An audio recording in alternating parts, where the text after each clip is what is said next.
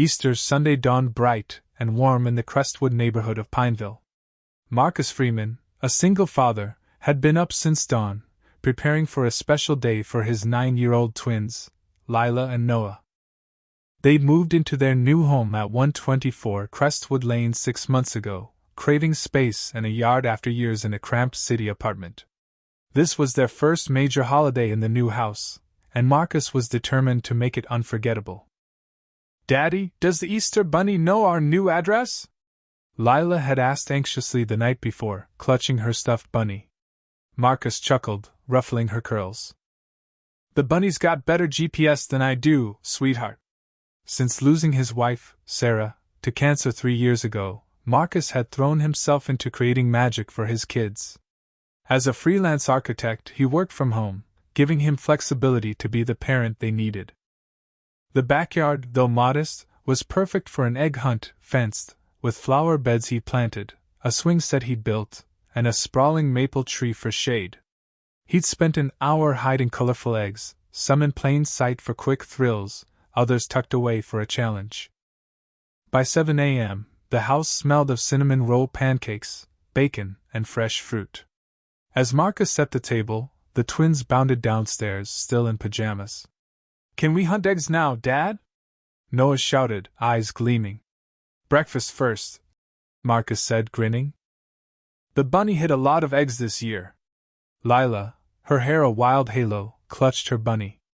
"I dreamed the Easter Bunny was hiding eggs in our yard." Marcus winked. "Maybe he was. But fuel up first." After breakfast, the twins raced to change into their new Easter outfits. Lila in a pink polka-dot dress, Noah in navy shorts and a white shirt. Marcus snapped photos, his heart swelling at how grown-up they looked. "The Easter Bunny's gonna love these pics," he teased. Noah rolled his eyes. "Dad, I'm not a baby. The bunny's not real." Marcus raised an eyebrow. "Oh? Then those eggs in the yard must be fake too." That sent them scrambling. With woven baskets in hand, pink for Lila, blue for Noah, the twins burst into the sunny yard, squealing as they spotted eggs. Marcus sipped coffee on the patio, watching their joy. This was why he'd moved here. For moments like this, for a home where memories could take root. But the morning's perfection was about to shatter. A woman appeared at the fence, her pinched face framed by a severe blonde bob. She wore khakis, a floral blouse, and a scowl that could sour milk. In her arms was a yappy dog that looked more like a duster than a pet. Marcus assumed she was a curious neighbor. Most in Crestwood had been welcoming. He waved, but she ignored him, her eyes locked on the twins with a venomous glare. "Daddy, I found the golden egg!" Lila shrieked, holding it aloft. "No fair!" Noah laughed, his basket brimming. Before Marcus could respond, the gate crashed open with a bang. The woman stormed into their yard, her face red with fury. Marcus set down his coffee, pulse quickening. "Excuse me, can I help you?" he called, striding toward her. She marched past him, pointing at Noah. "What do you think you're doing? This is a decent neighborhood. You can't just take things." The twins froze, their joy evaporating. Marcus stepped between them, stunned. Was she accusing his kids of stealing in their yard? "Ma'am, this is our property," he said, voice steady but firm. "These are my kids, and they're hunting eggs I hid this morning." She scoffed, eyeing him up and down. "You expect me to believe that?" "I've never seen you here." Marcus forced calm. "We moved in 6 months ago. I'm Marcus Freeman, 124 Crestwood Lane. These are Lila and Noah." She crossed her arms. "I'm Evelyn Carter, Crestwood HOA, and I've lived here 25 years. I know suspicious behavior when I see it. These kids are stealing." Lila clung to Marcus's shirt, trembling. Noah clutched his basket, eyes wide. Marcus's blood boiled, but he kept his tone even. "You're scaring my kids on Easter morning. You're trespassing. Leave, or I'll call the police." Evelyn laughed bitterly, her dog yapping. "Me trespassing? I'm protecting this neighborhood." She pulled out her phone, dialing 911 with shaking hands. "Kids, go inside," Marcus said softly, not breaking eye contact with Evelyn. "But Daddy, we didn't finish," Lila protested. "We'll finish later, I promise." Noah took Lila's hand, leading her inside, though their disappointment pierced Marcus's heart. On the phone, Evelyn's voice dripped with exaggeration. "I'm reporting trespassers at 126 Crestwood Lane. 2 kids are stealing, and a man claiming to be their father is threatening me. Yes, they're black. He's large, intimidating. I feel unsafe." Marcus's stomach churned. There it was, the same old script. Even on Easter, in his yard, race was the lens she used. He started recording with his phone, knowing this could escalate fast. Evelyn paced, her dog now chasing a butterfly. She called someone else, likely an HOA ally. "Margaret, you won't believe this. People are claiming the old Johnson house. Can you come?" Marcus nearly laughed. The Johnsons had sold them the house before moving to Arizona. Did she think they'd been squatting unnoticed for months? 10 minutes later, 2 officers arrived, a young white cop with a buzz cut and an older black officer with graying hair. Evelyn rushed them. "Officers, thank God! These people are trespassing and stealing." Marcus stepped forward, calm but firm. "I'm Marcus Freeman. This is my home. My kids were hunting Easter eggs when this woman entered our yard, accused them of stealing, and called you. I've asked her to leave, but she refuses." "He's lying!" Evelyn snapped. "The Johnsons own this house." The younger officer raised a hand. "Everyone calm down. Sir, do you have ID proving you live here?" Marcus nodded.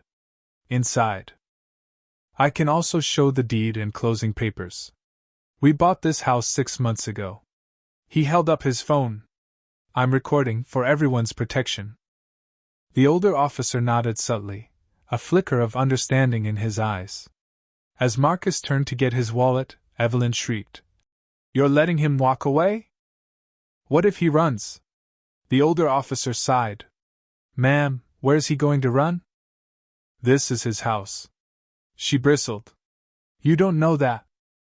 Inside, the twins swarmed him. "Dad, is she gonna make us leave?" Lila asked, tears brimming. Marcus knelt. "No way, sweetheart.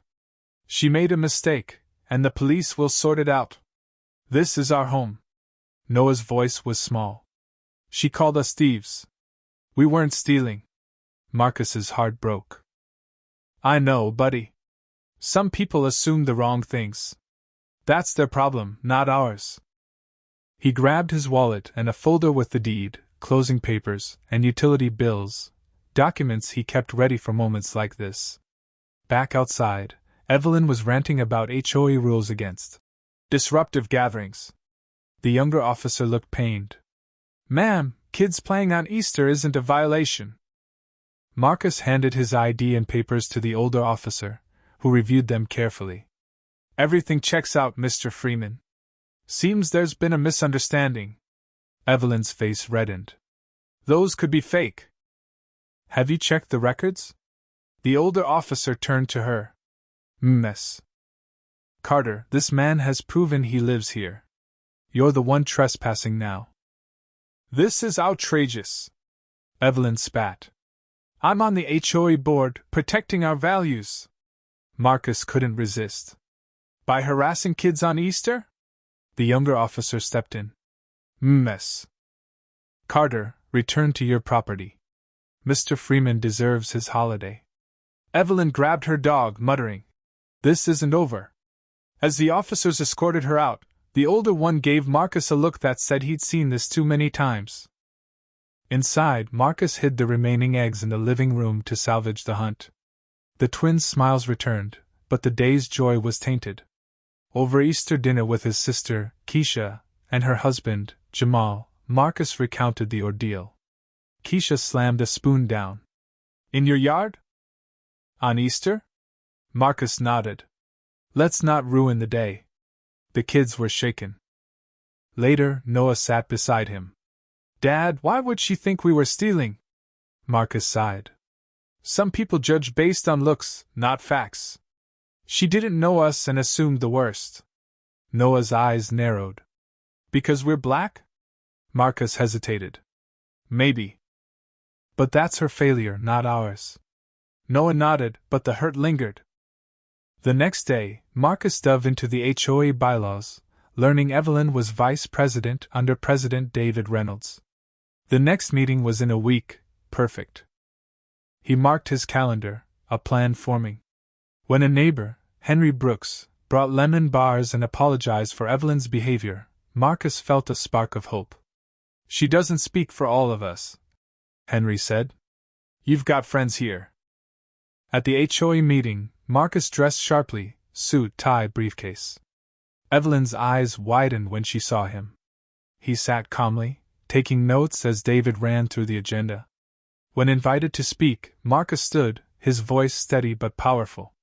I'm Marcus Freeman. My twins and I moved here 6 months ago. I'm an architect, passionate about community. But on Easter, a board member trespassed, accused my kids of stealing, and called the police. Gasps rippled through the room. Evelyn paled. Marcus continued, citing bylaws and offering video evidence. Was it suspicious because my kids are black? He asked, locking eyes with her. The room went silent. He proposed a welcome committee and a bylaw to restrict board members' property access, then dropped his bombshell. In 3 months, I'm running for vice president. The crowd murmured, some nodding. Evelyn sputtered but said nothing. David approved the welcome committee, with Marcus as chair. After, residents swarmed him, sharing their clashes with Evelyn. David caught him outside. You've got guts, Marcus. We need fresh blood. Over 3 months, Marcus's welcome committee thrived, easing new families into Crestwood. He campaigned quietly, building alliances. The day before the election, Evelyn's "Keep Crestwood Traditional" signs popped up, their message thinly veiled. Lila asked, Is change bad? Marcus knelt. Change is growth, like trying new ice cream flavors. At the election, the community center buzzed. Evelyn's speech leaned on her 25 years of preserving standards. Marcus countered with a vision of inclusion and transparency. 3 months ago, my kids were called trespassers. Today, they have friends here. That's the Crestwood I'm fighting for. The applause was thunderous. David announced the results. Evelyn Carter, 37 votes. Marcus Freeman, 52 votes. The room cheered. Noah fist-pumped. Lila clapped wildly. Evelyn slipped out, defeated. Walking home, Noah asked, Does this mean she won't bother us? Marcus smiled. It means our neighbors chose us, buddy. And next Easter, we're throwing the biggest egg hunt Crestwood's ever seen. That night, tucking the twins in, Noah asked, Are you glad she called the police? Marcus paused. I'm not glad it scared you. But I'm glad it pushed us to make Crestwood better. Lila yawned. Mom would be proud. Marcus's heart swelled. She'd be proud of us all. Under the stars, Marcus toasted the irony. Evelyn's prejudice had backfired, making his family central to Crestwood's future. Victory wasn't revenge, it was progress. What do you think? Was Marcus's approach to Evelyn's accusations effective, or should he have handled it differently? How do you view neighbors policing each other's yards? Share your thoughts in the comments, we'd love to hear your take. Smash that like button and subscribe for more stories of triumph and community.